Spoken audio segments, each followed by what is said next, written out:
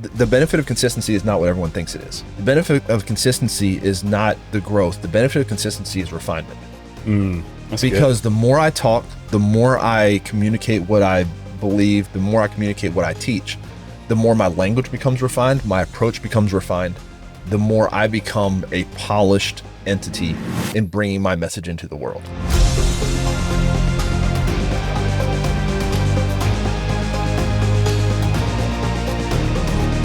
Welcome to the Love Your Brand podcast. If you're looking for real conversations with real people, you're the right place. Let's go! Let's go. Let's go. Let's go. Let's go. Welcome to the Love Your Brand show. Today we are blessed and impressed with Mr. Daniel Brenneman. Blessed and impressed. And highly favored. Good to have you, bro. Thank you. Formerly a full-time creative and marketing strategist, Daniel is now a self-termed personal brand consultant. Did I get it? Consultant. He didn't laugh. We laughed. I wasn't sure if I got it right. Consultant. Who teaches personal brand in a way that's practical yet transformative. He's a husband, father of 3, and loves spending time with his family more than anything in the world, don't we all? As an insatiably curious individual, he uses the term, "I think I can figure that out," far too often. And as a result, has more hobbies than any normal person should. The belief that everyone deserves to be seen, known, and understood for the fullness of who they are guides everything he does, both in business and in life. Everybody welcome Mr. Daniel Brenneman. Good to have you, man. Appreciate it. Thank y'all. You came down to Rock Hill, too. Yeah, of course. Stretching the storm today. Listen, that's all right. I'm here for the in-person experience. We love it, man. You know, there's something about in-person. I want the full experience. I will go. I'm that guy that will go into a new place, sit down at a restaurant and say, "I want this region on a plate, please." Whatever that looks like for you, you just go ahead and put it in front of me. I don't care. You don't have to tell me what it is. Just bring me this region on a plate. Amazing. I want the experience. There's something about in-person. You know, we're all doing virtual stuff now. Jason and I had a couple episodes this week. You do a lot of virtual stuff, but just that energy that you feel, you know, when you're together. I mean, it just wasn't the same, right? It was good. We had some good ones, don't get me wrong, but it just wasn't the same as in person. Right. Yeah, when you get the conversations around it, you get to share a coffee, there's just something different. When you get to have that coffee in an RV in somebody's yard, there's nothing like that. Show me something else that can compete. I dare you. I dare you. Challenge accepted. So Daniel's on a journey, fairly new journey, right? Yes. Right. So let's talk a little bit. Got his hands in a lot. I have my hands in a lot. Journey. Always have my hands in a lot. So recently, personal brand over the last few months has been the thing that I have come into and really started to explore more. I've been a marketing guy from of old, graphic designer, even further back. Worked at an agency for 7 years, then worked at a church, a large church in Charlotte, North Carolina, doing graphic design, and then switched over to a strategist role, and then went out on my own in 2022 and did marketing and all of that. And then when I got into some of the later stages of what my business partner and I were building, his mother passed away, and I started vetting a lot of what we were trying to teach and the content, trying to make sure we could shore up those frameworks, and had several people look at me and be like, "How much coaching are you doing?" And I said, "None. I'm trying to build this thing." And they were like, "Yeah, you probably ought to figure that out." And so one of my very respected mentors, one of the kindest Frenchmen you'll ever meet, very, very successful guy, just really softly said to me, "Daniel, you need to do this. And it needs to be personal brand." And I was like, "Okay." I mean, what did that feel like right when you heard that? Is it like yes, or is it like, huh? It was like a cartoon when question marks pop up all over someone's head. That's what I said. "Walk me through this a little bit more." Yeah. I said, "Help me understand this." He said, "Well, you do design, you do the video, you're a communicator, you write, you do all of these things. No one else does this. And the content just flows from you." I said, "Well, yeah, isn't that how it works for everyone?" Yeah. And he said, no. Not even a little bit. Right. And then that's why. Top %. That's why you need to teach. He said, "Your marketing and business stuff is brilliant, but that can come after what you teach with personal brand."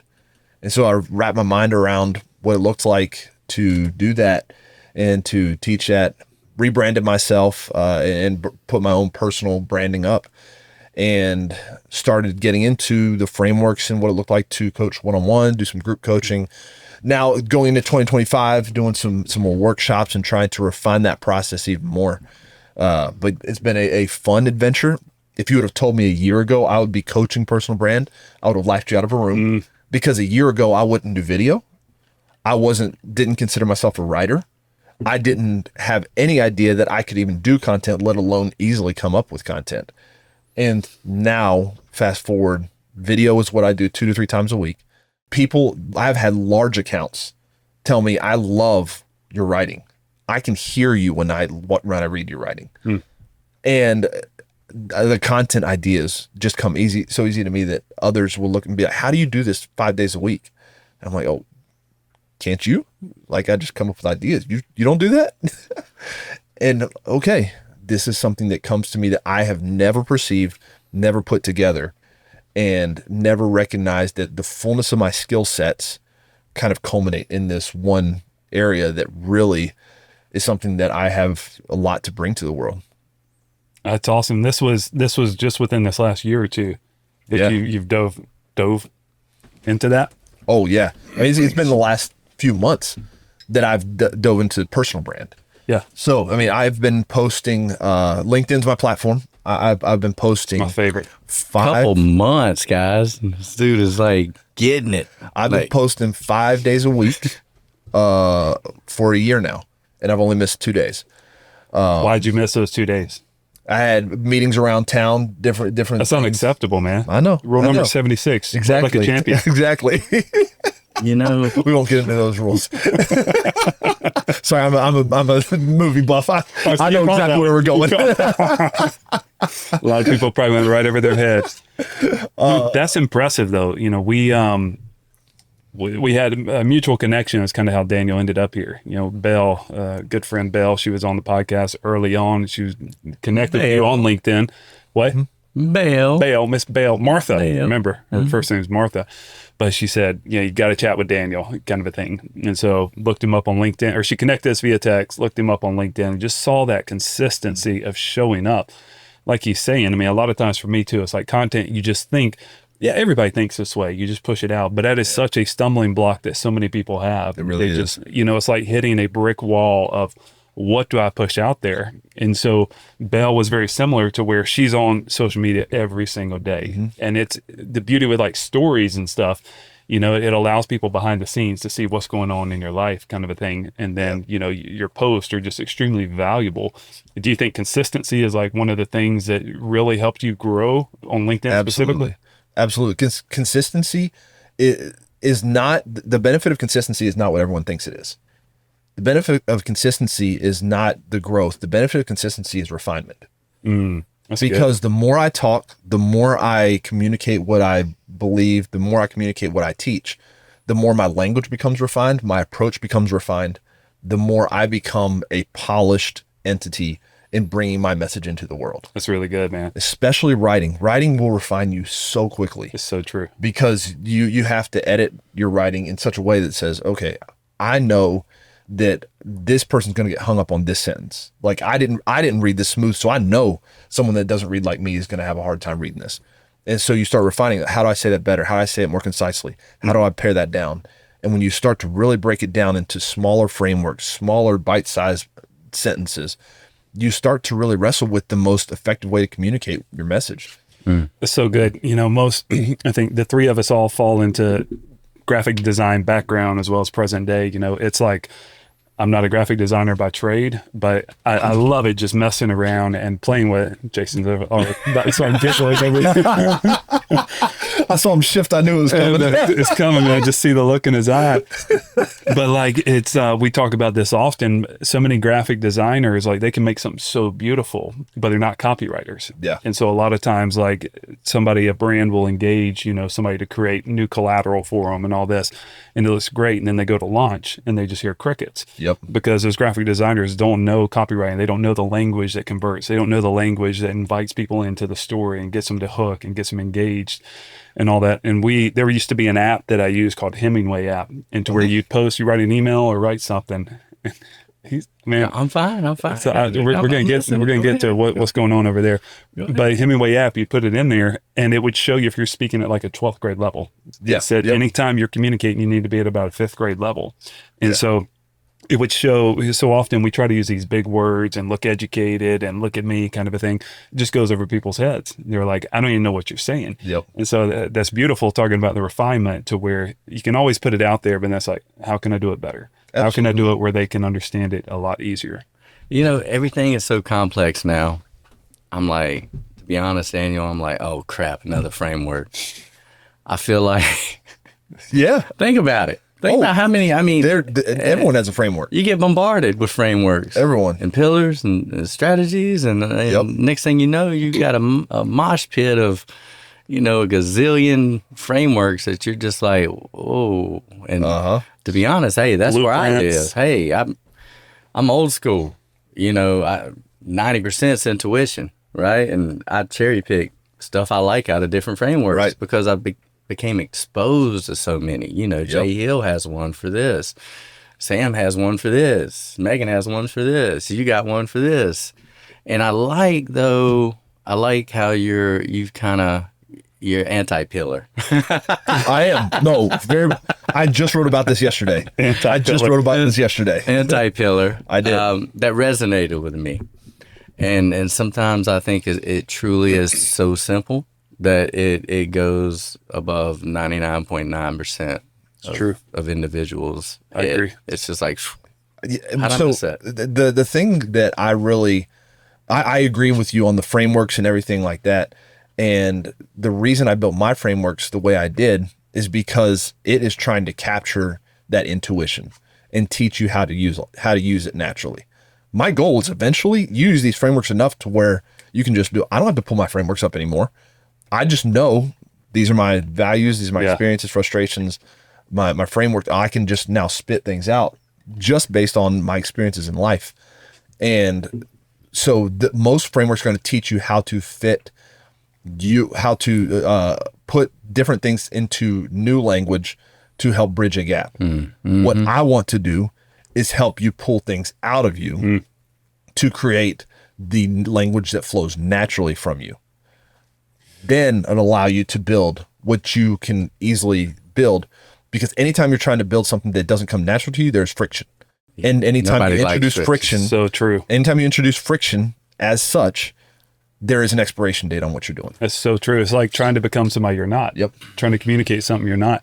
I remember I used to be so nervous going on stage speaking about stuff because I wasn't an expert or subject matter expert in that, because I was speaking on behalf of another company, that it wasn't something that really resonated with me. Now, when I go up and speak about something I'm passionate about, it flows out of you so naturally. You don't have to think about it. You don't need that script. We had a guest on Monday, and he talked about the, I'm going to butcher this, but don't butcher. He talked about the word education. And he's like, look, this is the biggest thing we spend our money on. A house first. Yep. We spend so much money on education. What does education mean? And he broke it down. He said the Latin of education, I think, is from educare or something, to where it basically talks about pulling from within, pulling it out of them. And our education system, somewhat public school system, is broken to where it's just memorization, repetition of all these facts, as opposed to if we truly reach inside of everybody and pull out what that person innately has to give to the world. That's what it's all about right there. Self-awareness. That's what it's meant to bring about. And self-awareness translates into true authenticity, into being who you are and true to who you are, right? And that's one thing that resonated with me, Daniel, when I was, reading some of your stuff is just that empathetic authenticity. Empathy. I mean, dude, this dude is so empathy is just pouring off of him. I just want to hug him. Like right when I met him, I just wanted to give him a big hug. This guy? Yeah. Well, pull the mics around. Give a hug. We gave a hug. We did. Gave a hug, man. And I promise you, I'm big enough. We'll just knock over everything over. Come on, this is a small space, Jay. It's a lot of weight we got added back here right now. Well, man, just the whole little thing's leaning. And I think that's what's going to stand the test of time, stand the test of marketing. You also said something else that blew me away, and I was like, "Why in the heck did I not think of it?" The fact that traditional ways of driving, of doing business, especially performance marketing, that's a big buzzword right now. It's huge. It's a necessity. Companies need it to generate revenue, but they've been forgetting about the brand. Yep. So when all these things get shifted, companies like us, we've got to stay privy to the shift, because we will shift and come up with different ways of performance marketing with AI, I think, as you said. But what truly is going to build that brand is the authenticity, is what they're building. That's going to last forever. Yep. Right. And that empathy, I mean, that's when you and your buddy 2022 started. I mean, it's empathy marketing. Yes. Right. And Yes. which is, that's the anchor, empathy and authenticity, because so often, like I think we have all these heroes we look up to on stage, in our respective industries. And our natural inclination is that I'm not as good as that person. Yep. I couldn't speak on a stage like that. And the empathy piece, what that allows is to come in, as he's talking about refinement, is to where, hey, I was just like you. I am just like you, to where I fumble over my words. Look in the Bible. A lot. Moses, God calls Moses one of the biggest things. And he's like, hey, I stutter. God, I'm not your guy, kind of thing. He's like, no, you are. And look what he does. And so when people can relate and they say, oh man, you fumble over your words. Oh, you do this wrong. It brings us down to this level playing field. And that's what attracts people to where you want to work with a personal brand consultant or anything else, because you're like, I don't see you up here. I see you on my level. And I think that's where empathy comes in, because I don't want to go to somebody to where they're up here. They express that pompous, arrogant kind of attitude, like I'm greater than. So I would like to add 2 thoughts on this. Go. So first, I would like to talk about the Moses illustration, because I think it is an interesting correlation with consistency, because God gave Moses Aaron because he stuttered. After that first usage, we don't hear about Aaron being the mouthpiece anymore. Moses did it and became comfortable enough to where he was the guy. Preach. Mastery cycle. He went through it. That was a Bishop T.D. Jakes revelation. That's So good, I man. give credit where credit's due. That's good. But the consistency of doing the thing gave him the confidence to do the Yes. thing he thought he couldn't do. That's right. So that I think that is a testament to consistency and what consistency brings about. And that's the refinement. Yes, it is the refinement. The other thing, going back to the empathy, I am not a naturally empathetic person. I am quite the opposite. I am a very logical thinker, and so I can just understand what needs to be done, put my head down, and get through it. And I've always been that way. In the agency world, I was led by really strong male presences. A couple of them just knew how to go into a room, say something, and come out, and what they wanted to happen happened. I was like, oh, I'm 6'3", 260. I can do that too. And so I learned to, if I go in, I'd be big and loud and throw my hands around a little bit and tell them what I want and be a little convincing. They do what I want. So I didn't need empathy. It wasn't something that came naturally to me. And when I went to the church and switched over to the strategist role, my charge was go help the campuses. Go help our ministry partners. I was like, cool. What's my title? Oh, I mean, there's not really one that's going to give you any authority. Like, just go help. I said, these people running 100 miles an hour, they ain't going to want my help. Well, you just got to figure that out. And if you can't figure out in like 6 months, it's a failure. I said, hold on, man. So I just got to make this thing move. Yeah. So I went and met with all of our campus partners, ministry partners, and said, all right, here's how I can help. Here's what I can do. Let me know if you need help. 20 partners met with me. I had 0 calls. This was 3 weeks in. I'm like, oh boy, this is not going to go well. So then I was like, okay, now that I got myself together, what's the next move? So I picked one person out from each team and pulled him back and said, hey, I don't want you to know what I can do for you. I want to know your story. I need to get to know you. And they told me their story. And after 20 plus partners came through, I started getting calls. I started being invited to meetings. And I said, oh man, the relationship preceded the help that I was able to offer. And so from that point on, half of my job was socialization. Literally, they'd be on campus. I'm down with them. I'm sitting next to them. I'm drinking coffee with them. I'm asking them how they're doing, what they got going on. And I knew everyone personally, to the point where they were like, you're the mayor. Like, you cannot walk one end of this building to the other in 30 minutes because too many people are going to stop you. And that was a testament to what empathy did for my effectiveness, because I understood how to use it to make people feel seen, known, and understood. And it was a responsibility. There's weight in that, because that can become manipulative very quickly. But Right. when treated with the right amount of respect and concern, it becomes something that is so powerful that it moves things forward exponentially. Well, I think Wow. they That's truly good, man. understood that you were there to help, right? I think that's what it Yep. boils down to. Someone truly believes that you really want to nurture and assist them, then I think that comes across very well. Absolutely. And Simon Sinek says it like this. He says, bad marketing is when you talk about yourself. Good marketing is when you talk about them. Yep. And as he's going in, what can I do for you? Because it's like, we know our value. We know what we bring to the table, but it's the wrong conversation starter. You Yep. know, of going in, hey, I got everything that can help you, boom, boom, boom. But instead, it's like, pause, ask questions, let them talk.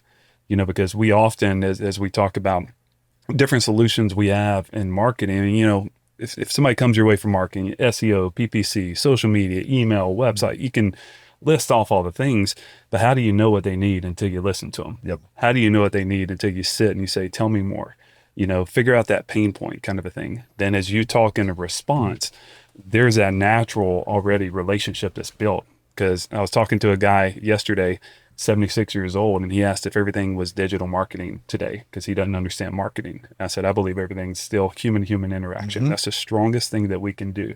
Leverage a relationship, and that's the anchor before you can go anywhere in marketing. And I really believe that's where marketing's headed anyway. Yeah, I think the pendulum has swung so far on the digital marketing performance side that it's swinging back to the brand side, because AI is taking a lot of the 100%. performance stuff, and people are just, the trust level has been burned so badly by people that understand funnels that are selling bad products. So true. And so the ability to build a brand now is going to put you in a different space than all the performance stuff. And the way I like to describe it, and poor guy's he gets a bad rap, but Russell Brunson is really like the turning point of where marketing went downhill, because he taught people how to effectively build funnels and get people to buy stuff regardless of what you're selling. And I think Russell Brunson's ideology was pure, and I think he has a great heart. I agree. But I think people figured out how to use his methodologies to manipulate. And so marketing became synonymous with manipulation. And that's why, looking down this barrel, I think that brand is it's going to swing back in the brand side and much more on the human to human. The more we get into AI driving things, the more valuable human's going to be. I love it. This is soothing my soul, I know. guys. I mean, having this vibe going on, because, you know, we constantly talk about it, like this human to human, I think is going to be crazy. And I mean, it's going to be, it's going to increase the value of the human to human connection. 1000%. Right? Like, people are all worried, oh my God, it's going to put us out of a job and all this other. I'm like, no, you can't replicate this with AI, baby. No. You can't. You Not can yet. try. Not yet. Hey, I mean, maybe like y'all. Last year, I stumbled upon some kind of video that was made with AI of him. It was a fake Jason. Hold on, I need to see the video. It was awful. It was a little. He was a little more round, a little more plump. Hey, thanks for visiting our site. We're the solution you've been looking for. Based in Charlotte, North Carolina, with a virtual IT talent resource team in India, we specialize in providing excellent technical and marketing skill sets to reduce costs and drive growth. We don't just deliver remote resources, we help you and your team work better, unlocking your full potential. And even the voice, you know, is like, it's Jason, but it's not. That is not. And it's weird, man, because like what I was going to say about you is so often, how a personal brand shows up online. The question is, are they that way in real life? Yeah. I read something the other day that said this person got the biggest compliment. They met the person in real life and they said, you're exactly like you are online. And she was like, that is the greatest compliment anybody can ever give me. Absolutely. Because you can't fake it, be this one person here, then your lifestyle, what you're doing, in real life is totally different. And so that's why we're such big proponents of this. But I think like it's an interesting perspective you bring on Russell Brunson. Yeah, I've always been a big fan of him. And I agree. I think his heart, his intentions are pure. And yet, like with everything I've learned in marketing, it's all about that brand, tapping into those emotions, those feelings. And so I think a lot of people, their motives are pure and genuine, but because you're tapping into emotions and feelings, that's where that manipulation can come in. Yep. Because it's like, look at manipulation in any relationship. If I do this, I'm going to get that kind of outcome from that person. Mm-hmm. So the copywriting comes in. So it's such a slippery slope because I grew up in corporate world to where I'm producing all this collateral and stuff and big like industrial type 3D printing type of machines, and we're touting the features and the benefits of how many resins we can do and how long the print runs take and all this stuff, but it's not about those features and benefits. So that's an interesting perspective. I never thought about Russell Brunson from that. Yeah, I think that is it's just an interesting conversation of where brand goes from here. And going back to the personal brand conversation, a lot of people will look at personal brand as a linear conversation. Personal brand equals content. Most people will think that. I truly believe that one of the most important pieces of personal brand is the in-person experience, because that word spreads. Right. That is going to be the thing that either sinks you or sends you. And I look at the content is important, the writing, the video, the design, the messaging, the content strategy, but that in-person experience is that one piece that ties it all together.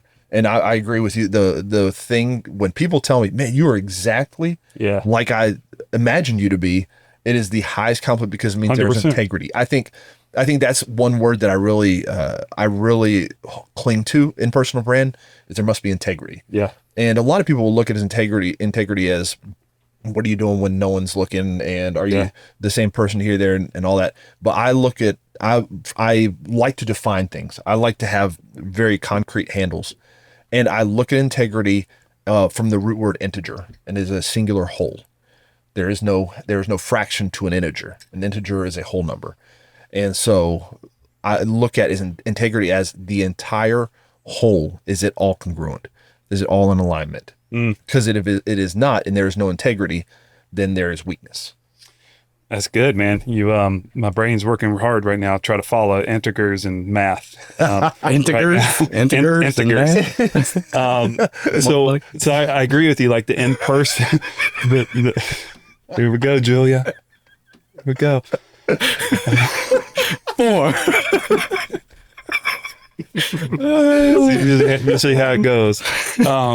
Where was I? So I'm a math nerd too. I'll try not to bring that up anymore. I need another coffee before we get there.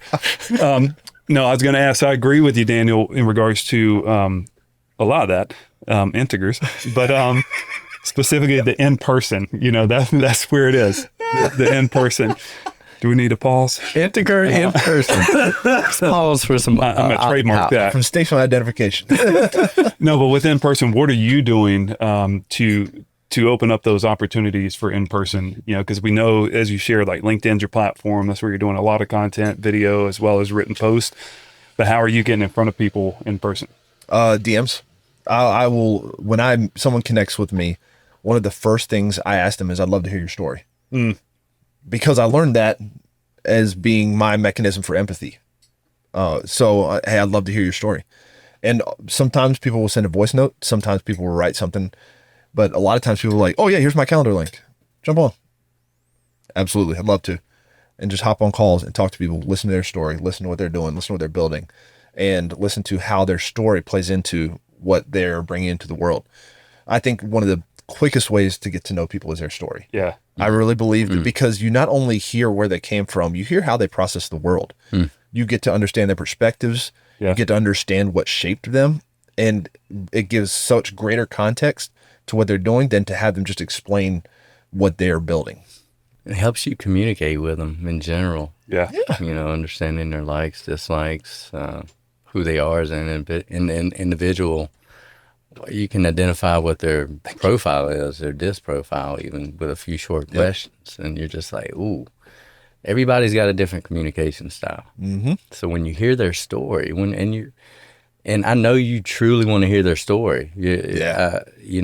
Like me, that's the whole reason that we created this, is because we're just so infatuated with people's story. Yeah. Because that's what drives brands, right? Is the story. Well, look, we're hardwired for story. I mean, we are creative for story. Donald Miller is one of my favorites. When he wrote Story Brand, it was just such an interesting perspective he had. And I remember reading it, and he said the movie Star Wars and the movie Tommy Boy are the exact same movie, the exact same script. And I've used this, spoken on stages many times, and going through it, with his approach, every character with a problem, an internal problem and a philosophical problem, they meet the guide and go through it, and you're like, oh my gosh, like every story. And so that's why I started scripting things, from that perspective. Yep. And, when you can uncover and discover that when you meet with somebody or have a call or in-person meeting, you can identify what's the problem they're struggling with, and you can realize what their goals are, where they want to get to, how they're stuck, which leads me into, I know you offer like these 30-minute aha calls.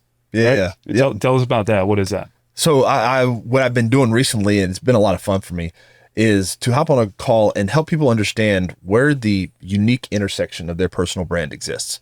I believe a lot of people will look at life as a journey, a linear path, that they get through the season, they move on to the next. But I tend to believe that it's like a bunch of circles that intersect at random points. And there's one singular intersection that allows us insight into what each season produced in you, and to what skill sets and perspectives were developed in the intersection of all of this. If you live in a singular circle and allow that to be the narrative of your life, you will miss out on, number one, the thing you were supposed to take from that season, but you will also miss out on everything else that you took from the other seasons. And so what I'm trying to do in those aha moment calls is help people recognize where that intersection point is. Because I'll ask their story, I'll listen to their story, I'll really make mental notes of the different transitions and seasons, why they transition. I'll ask them, what are the things that people compliment you on that you feel are ordinary? Because I have yet to have someone look at me and say nothing. Everyone will look at me and be like, oh yeah, like the way I connect with people just look at me and be like, how did you do that? And I just say, well, it's just the way I do it. But there's always something. And then when you can trace back where that started, was it from childhood? Was it from a certain moment in time? Was it something that you were able to capture through a hardship that you created? Oh, okay. Well, now we understand that. We understand it in relation to your story. And now we create this dichotomy of that intersection with your skill set. And when you live in that space, there is no one that can compete with you, because you are a one-of-one entity. No one has the same story, skill sets, and perspectives that you do. And so when you understand how to put language to it and talk about it and leverage it, then you are able to position yourself without a true competitor, because you are speaking to a specific person. Wow. That's good. That's so good. When you have that aha moment with someone, I mean, what is their reaction? Like once they have that, just, oh my gosh, that eureka moment, do you find that they're like, all right, now I want to go out and do X, Y, Z, or how do I do this? Because if you don't know what you don't know, you're just kind of aimlessly going around, and just go where the wind blows. But I would imagine some of these people, when these have just these huge moments, that now they want to go do it. Like, what's their response when they have that? The response, the initial response is usually some form of, oh, I'd never even considered that. The next response is, that makes sense why I do what I do. And then the third one is usually, oh, that's why that didn't work. And they start to filter everything they have done and are doing through that lens. And so my exhortation beyond that is, now you need to put language to it. Because if you don't put language to it, it's a nice thought, but you will not be able to evaluate anything against it until you retroactively look at everything through this lens that we just discovered. So You need to put language to it so that when something gets out of alignment, you are able to, one, recognize why and have the language for what is out of alignment. And number two, have the language to put it back in. That's awesome. And It's really cool. I think there's a natural fear, like when you work with individuals and whatnot, to bring their authentic self because hey, same thing happened to me multiple times. I would have a call with a big corporate client, global client or whatnot, and I'm sitting there and I've got all this crap running through my head. Oh my gosh, dude, you've got to tone down your Southern accent, right? You got to you say y'all a lot, ahs, right. Like literally, I mean, so many, just naturally those fears where you feel like you got to adapt yourself. Yeah. And then, change, I not think be you. Yes. it was like an aha moment. I was like, screw it. Because it's like, they're not reaching out to me to fit in this box. They're reaching out to me because they're looking for, true authenticity, someone that can bring fresh eyes to the table. I don't have to look and sound like them, right? And if I don't, that's okay, And we had a call the other day with someone pretty high up, and we had one of our new guys on the call, and he was like, "Oh crap." The guy got on the first call, and you could tell he was like, what the heck did I just walk into? Like he wanted to jump off. He looked at us, he dissected us, and was like, y'all are not important enough for me to have this call.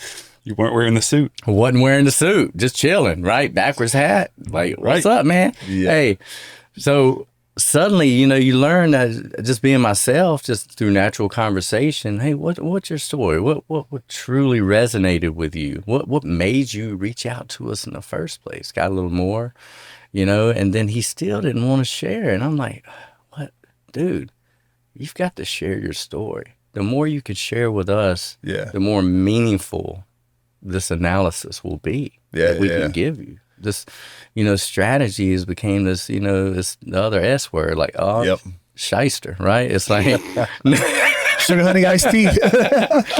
it's like out the window. People they're so, instant gratification. Hey, I need campaigns. Hey, I need a website. I need to drive traffic. God forbid you take 4 to 6 weeks and strategize and really develop a blueprint, a roadmap for you to maneuver off of. Well, this example you're given, I think they're so used, people in that environment, this C-level executive, whoever you spoke to, they're used to this old agency model. Yeah. To where what we grew up in, what we're talking about, like agency 3.0 now, how different it's evolving. Yes. And I mean, that was my background in corporate, that agency. And so it was all about you looking the part. It's all about how you speak. And that was like, because I was around this environment for so long, I was trying to change who I was, who I authentically was, because I didn't think that I would be accepted for who I was. And it allowed me to change. And it was like, nah, this isn't right. And so, when I was in corporate, it was like, look the part, play the part, dress the part, act this way. And there was nothing different about me. I blended in with it. And when we're talking about personal brands, there's this quote I heard that I love. It's better to be different than to be better. Yep. And with our products, it's not that we have to have a better product per se. It's standing out by being different. And it doesn't mean we go be weird and just be different for the purpose of being different, but we all are intrinsically different from one another. Find out what that unique thing is that makes you different and go shout that from the rooftops. Build your brand upon that. So then when you see 10 or 100 of the same kind of organizations down the same street, how's yours going to stand out to where it doesn't blend in with the crowd? May I Alfred, a little something that's raw in my mind right now. Go, bro. It's a little dicey here because I always have something pop up. But I was just thinking about this and chatting with my good buddy ChatGPT this morning on the way down. She's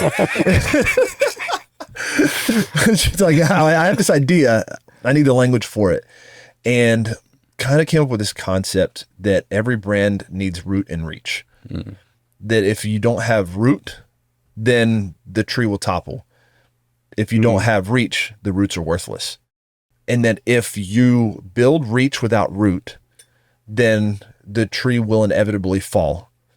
if you try to build a brand that is inauthentic and detach from the roots of your story, the roots of your origin, it is like trying to weigh the trunk of the tree down with sandbags. What you were talking about, and I need to not say this way. I need to not say y'all. I need to present myself differently.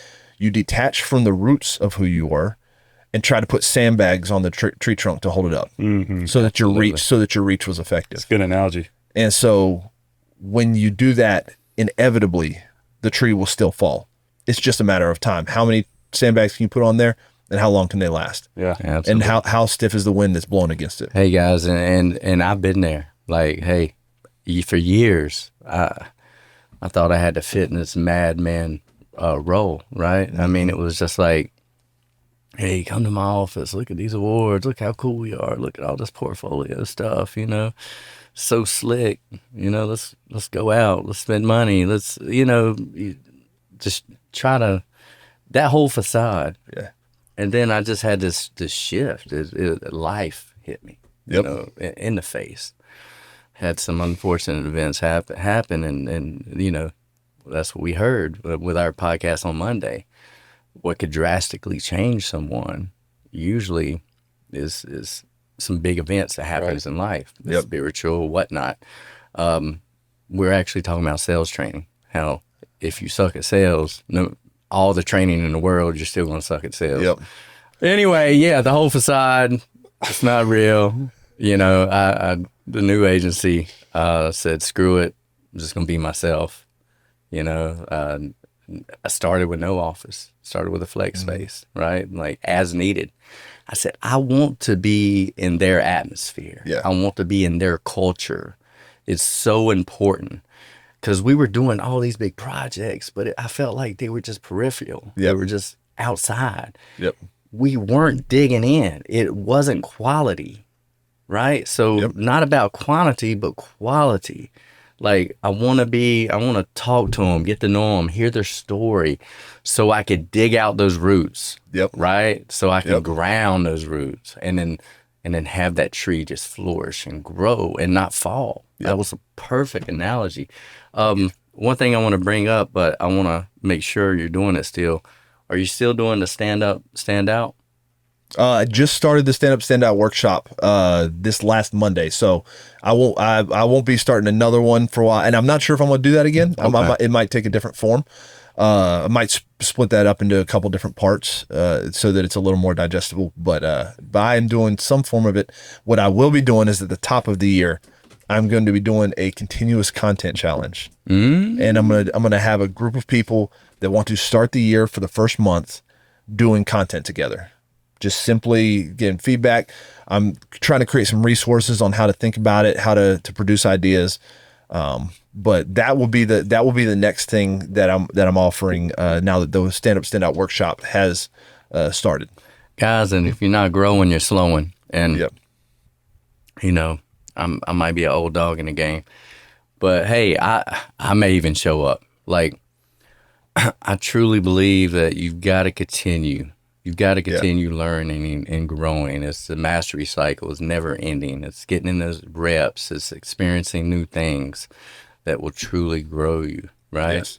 So this is happening in January? Yep, it'll be top of January. Yep. Hey. New year, new you. New year, new you. Hey, that's it. Trying to get everyone set up, going the right direction. Hey, man. Well, hey, the chief might join you. I don't know. Well, let's talk about it. Let me know how this works. Maybe I'll get some new content ideas. There you go. There you go. We're stronger together. That's what Yes. Yeah. We are stronger together, especially in this field, right? There's so much bad press. It's so noisy. There's everybody and their grandmother does this in some form or some form of fashion. They come in, they'll get ads and say, hey, we'll do this for $200. We'll do this. We'll take you through this framework. But, finding quality people that truly want to go into the process and truly want to help brands, I think that we've got to unite right now more than ever with the AI crap going on, right? I mean, people think AI is here, things are cheaper. right? Yeah, it's like you said, you were chatting with your friend, ChatGPT, right? But he might give you an idea, but you really craft that idea. Yep. You really make it memorable. You really give it that human touch. Absolutely. That's irreplaceable. Irreplaceable. It absolutely is. Well, and AI is just a tool. It is. We It can't supports forget that. the human. It supports the human touch. Absolutely. And that's why one of the things to touch back on, call back to something you said earlier, that I'm kind of the anti-pillar like methodology. Pillars are very AI constructs. They're linear. They are siloed. I can put this topic into ChatGPT and have it spit out these 5 post ideas or whatever. But I believe in content playgrounds, because when you understand the true language of who you are, you can then start to combine these different perspectives and skill sets you have and bring unique thoughts, unique ideas, and unique frameworks into the world. Here, a little math for you, Jay Hill. I know you integer. All right. All right. So the way I teach it is that if you have a content playground, view this as a square. On all 4 sides, you have 3 variables. The top is your 3 values. The right is your top 3 formative experiences. The bottom are your top 3 frustrations. And to the left are your top 3 frameworks that you view the world through. If you start to pull those together and make different combinations, there are 480 million different combinations that you can create. Jeez. So if you establish the right language around those, you have 480 million unique, powerful ideas available to you for content. And when I say content, I don't just mean post on LinkedIn, post on Instagram, TikTok, Facebook, whatever. I'm talking newsletters. I'm talking podcasts. I'm talking in-person conversations. Content is the communication of who you are to others. In any way, shape, or form. It's a conversation. And so that's why I look at it like that, because when you start to even just run the numbers, like, oh, if I have three content pillars with 3 different things, I got, I don't know, what's 1 times 9, 9 factorial. Did you say what's 1 times 9? No, is that what you're going to say? Well, no, I was going to say 1 times 2 times 3 times 4 times 5 times 6 times 7 times 8. I know that one. That's factorial. He was about to answer too. He was like, You know factorials? I remember. I used to love That's how math. you know before 80 million. Okay. I used to love math until they started throwing letters in there. man, I gave up on math. I gave up on math when my son asked me to help him out with this easy problem, and they come up with this whole new algorithm. Listen, we'll be here another hour. We start talking about the way they do math now. Oh my God. I'm like, can't you just memorize it? Well, my daughter's in 3rd grade and she brings us up on 3rd grade. Yep. And I'm looking at it. I'm like, I know the answer, but I don't know how to teach you in the you way gotta that draw you're being boxes taught. and do the. I was like, what is that? That's not long division. I don't know what you're doing, but Your answer's 12. She's like, Daddy, how you know that? I'm like, because just know it. I know. Man, I'm like, is this intentional or what? Pie in the what Man. is going on? Yeah. That's what I said. Oh my gosh. So, yeah, Olipop, I recently switched my drinking habit. Is that a sponsor? I know. Olipop is not a sponsor, but hey, we But welcome hey, your you move, anytime. Olipop. Your move. Those Olipop. things are good. So it used to be, what it used to be, Coke Zero. But then I started getting from all my buddies, they were sending me messages that, Mr. Gates and Those sound like some good friends. and Coca-Cola, they joined forces, and we're going to start, sending nanobots or nanoparticles. And this episode just got black. And there it goes. Well, it was fun, guys. That was it. Daniel, good to have you, man. Till next time. Can't talk about nanoparticles. We're still talking about math. So, you're welcome. Integers, factorials. You're welcome. I know I'm going to study factorials with my friend ChatGPT. Chat, what is a factorial? Man, I wish I knew that. Sorry, I sent that off the rails. My bad. I'll take full responsibility for that one. No, that was awesome, Daniel, and your brand, man. I'm digging it. I'm sure everybody else will. You tell the story really quick, because I think it's awesome how you created your initial brand. You told us the other day. Yeah, We should have yeah. recorded it, to be honest. It was almost like a mini podcast. I think we did. We had the meetings. We did used record. AI to record the meetings. There you go. Gosh. Our good friends, Our Fireflies, or Otter, whichever. My best friend is AI.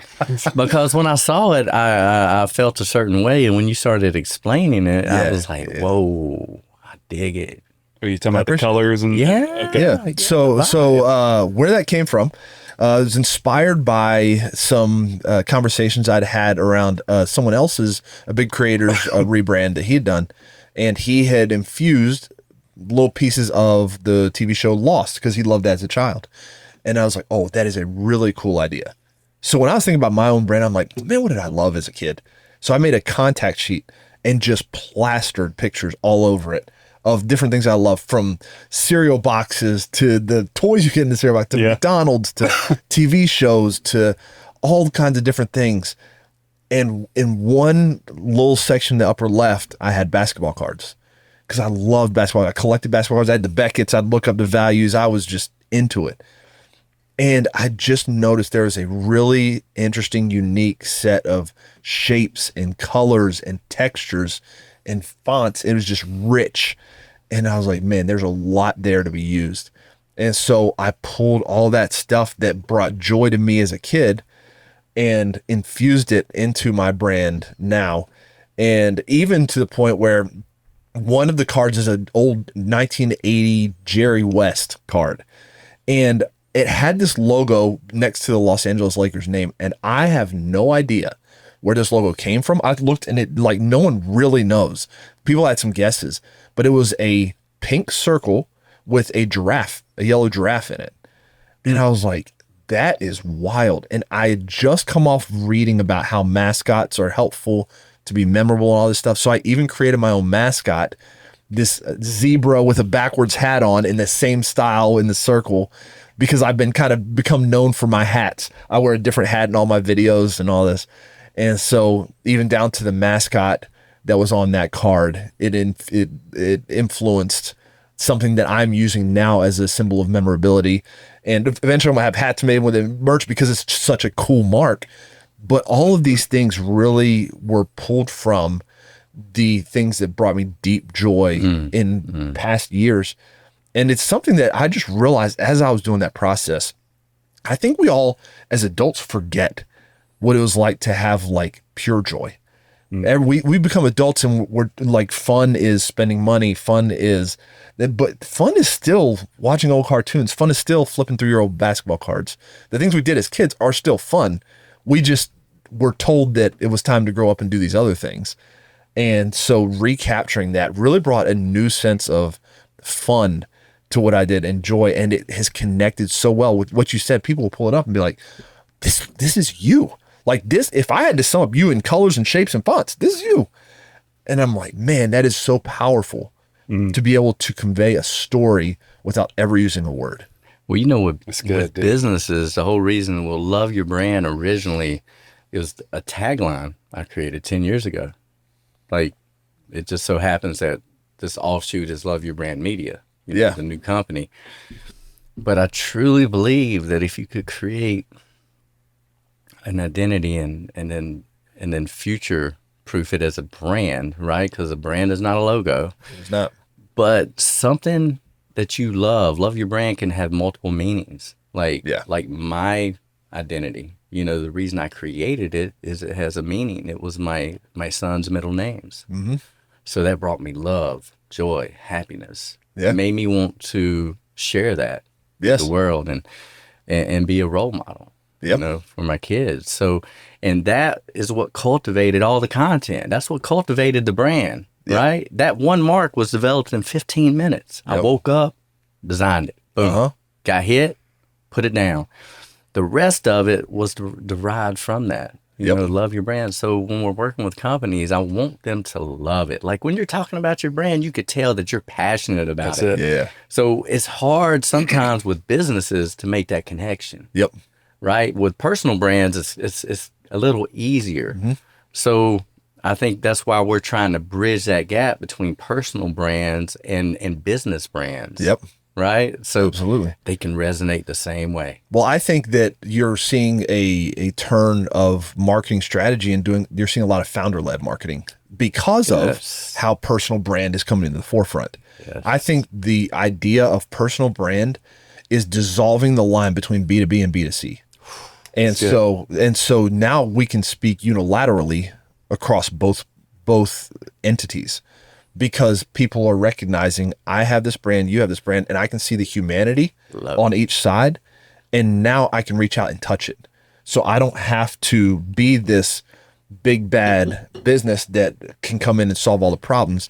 There's a human behind the brand. Right. And so now there's an infusion of what I believe as a founder is directly correlated to how this business moves and how it operates. And also it brings up an integrity conversation, because if the founder is communicating a set of values or the way it's moving, and the company brand does not fall in line, then there is a disconnect and it will ruin the integrity of your brand. So it's a double-edged sword, but it's raising all ships. 100%. I think that goes into like what we were talking about earlier with the human.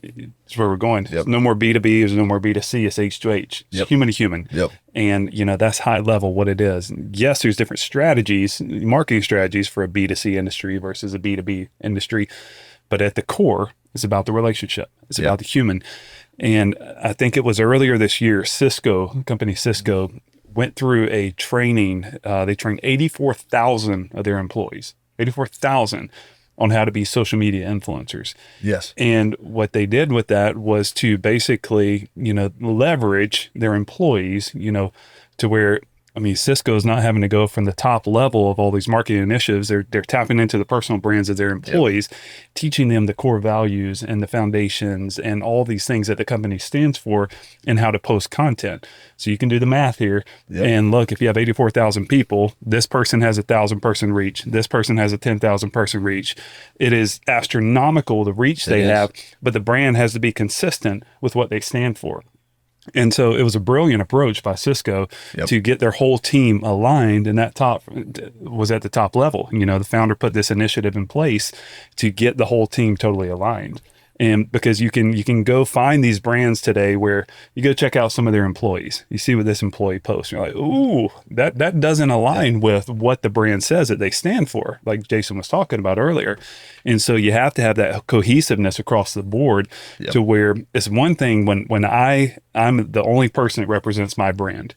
When my face is in front of a camera or I'm writing something out, I'm the only person that's effective. But if I have a team underneath me, they now represent me. So if they mess up or they do something great, I mess up or I do something great based on what my team members are doing. I love it how that reach works. I love how that reach goes on and on and on.